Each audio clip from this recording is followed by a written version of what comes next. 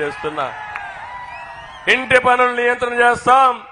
Petrol diesel మీద ఒరిస్సాకపోతే మనకంటే తక్కువ మంది మాత్రం చాలా ఎక్కువ. అవన్నీ నియంత్రణ చేస్తానని చెప్పి కూడా నేను మీకు తెలియజేస్తున్నా. మూడో భరోసా మద్యం. ఏం తమ్ముళ్ళు మద్యం మందు బాబులు ఇక్కడ కూడా ఉన్నారా లేదా? మీ యొక్క బలహీనత అర్థం చేసుకున్నాడు ఈ ముఖ్యమంత్రి. 60 రూపాయలు క్వార్టర్ బాటిల్ నేనున్నప్పుడు ఇప్పుడు ఎంత తమ్ముళ్ళు? 200. మళ్ళీ 5 ఏళ్ళు అయితే 200, 500 అయిపోతుంది. అవునా కాదా? రెండోది అది నాసిరకం మందు. అవునా కాదా? లివర్ దెబ్బతింటా ఉంది, ఆరోగ్యం దెబ్బతింటా ఉంది. మా ఆడబిడ్డల తాలిబొట్టు తెంచేస్తున్నాడు దుర్మార్గుడు ఈ సైకో జగన్ అని చెప్పి కూడా నేను మీకు తెలియజేస్తున్నా. నా ఆవేదన, నా బాధ నీ స్వార్థం కోసం, డబ్బుల కక్కుర్తి కోసం ఈ జలగ మిమ్మల్ని చంపేస్తా ఉంటే బాధ ఇదా తమ్ముళ్ళు అని మిమ్మల్ని అడుగుతున్నా.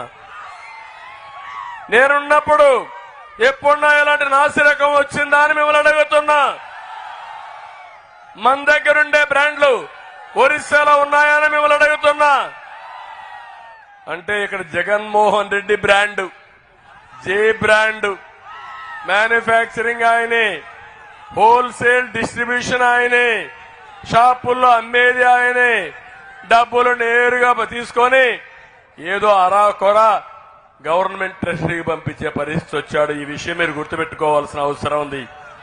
నేను అడుగుతున్నా మిమ్మల్ని, ఎక్కడా లేని అన్యాయం మీ ఊర్లో తోపుడు బండి ఉంది, టీ స్టాల్ ఉంది, చాయ్ వాలా ఉన్నాడు, అక్కడ డబ్బులు తీసుకుంటున్నారా తమ్ముళ్ళు అని అడుగుతున్నా మిమ్మల్ని. అక్కడ కూడా ఆన్లైన్ స్వాప్ చేయమంటాడు. పేటీఎం ద్వారా డబ్బులు, నేను డబ్బులు చూసుకుంటా, మిల్క్ ఒకరికి ఒక చెక్ పంపిస్తా, షుగర్ ఒకరికి ఒక చెక్ పంపిస్తా, నేను డబ్బులు హ్యాండిల్ చేయనని చాలా స్పష్టంగా చెప్పే పరిస్థితికి వచ్చారు.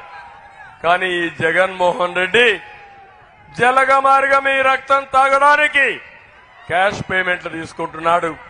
నేను ఒకటే హామీ ఇస్తున్నా, నేను వస్తానే మొత్తం లెక్క కడతా, ఎవడెవడు బొక్కాడో వాడిని కక్కిస్తానని చెప్పి మరొక్కసారి మీ అందరికీ హామీ ఇస్తున్నా. ప్రజాస్వామ్యాన్ని అపహాస్యం చేయొద్దండి. ఈరోజు నేను చూశాను, ఒక వ్యక్తి చెప్పాడు, వీడెక్కడ ముఖ్యమంత్రి, వీడెక్కడ దుర్మార్గుడు, కడాన వీడు పంచాయతీ సచివాలయాన్ని కూడా తాకట్టు పెట్టాడు. ఆ సచివాలయం నాది, నేను పన్నుల ద్వారా కట్టాను, ఆ పన్నుల్లో వచ్చిన డబ్బులు సచివాలయం కడితే ఈ దుర్మార్గుడు ప్రజల ఆస్తిని తాకట్టు పెట్టాడని బాధపడే పరిస్థితికి వస్తే ఏం తమ్ముళ్ళు మీకు రోషం లేదా అని మిమ్మల్ని అడుగుతున్నా. ప్రభుత్వ ఆస్తుల్ని తాకట్టు పెట్టిన వాడిని వదిలిపెడతారా అని మిమ్మల్ని అడుగుతున్నా. మద్యపాన నిషేధం అన్నాడా లేదా అని మిమ్మల్ని అడుగుతున్నా. మద్యపాన నిషేధం చేశాడా అని మిమ్మల్ని అడుగుతున్నా. చేసిన తర్వాతనే ఓటు అడుగుతానని చెప్పాడా లేదా అని మిమ్మల్ని అడుగుతున్నా. మందుబాబులు ఒక్కరు కూడా ఓటు ఇచ్చినా అని మిమ్మల్ని అడుగుతున్నా. వేస్తారా అని మిమ్మల్ని అడుగుతున్నా. ఏమమ్మా మీ మగవాళ్ళని నిర్వీర్యం చేసిన దుర్మార్గులకు ఓటేస్తారా అని మిమ్మల్ని అడుగుతున్నా. మళ్ళీ 25 ఏళ్లు అంటే మీరు తాగతానే ఉండాలా? ఈ జలగ చేసిన అప్పుకి మీరు తిరిగి కడతానే ఉండాలా? ఇది న్యాయమా తమ్ముళ్ళు అని మిమ్మల్ని అడుగుతున్నా.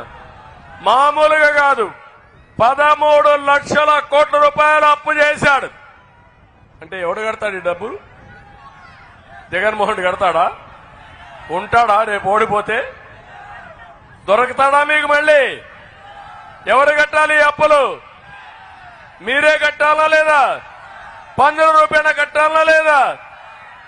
మరి మీలో చైతన్యం రాలేదు, ఇంకా కోపం రాలేదు. ఒక్కొక్క కుటుంబం పైన 10 లక్షల రూపాయలు అప్పులు చేసిన దుర్మార్గుణ్ణి వదిలిపెడతారా తల్లి అని మిమ్మల్ని అడుగుతున్నా. ఊరు ఒకటి కావాలి, వాడ కావాలి, నియోజకవర్గం కావాలి. ఇప్పుడే నేను వస్తా ఉంటే ఒక తమ్ముడు అంటున్నాడు, 175కు 175 వస్తాయి. రావాలి కూటమి కని గట్టిగా స్లోగన్స్ ఇస్తున్నాడు. నేను